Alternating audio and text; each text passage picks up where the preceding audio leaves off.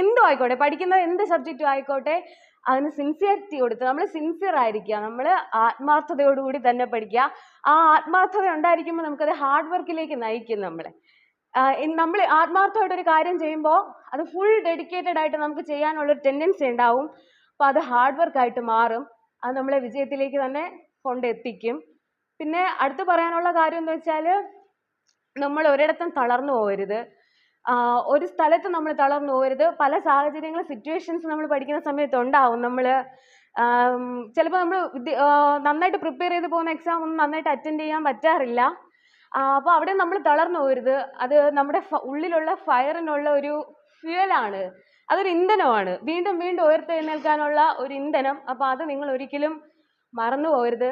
പിന്നെ അടുത്ത ഒരെണ്ണം എന്ന് പറയുന്നത്, ഒരു കാലയളവ് കഴിയുമ്പോഴത്തേക്കും എല്ലാവരും ഫേസ് ചെയ്തിട്ടുള്ള ഒരു കാര്യമാണ് കളിയാക്കൽ എന്ന് പറയുന്നത്.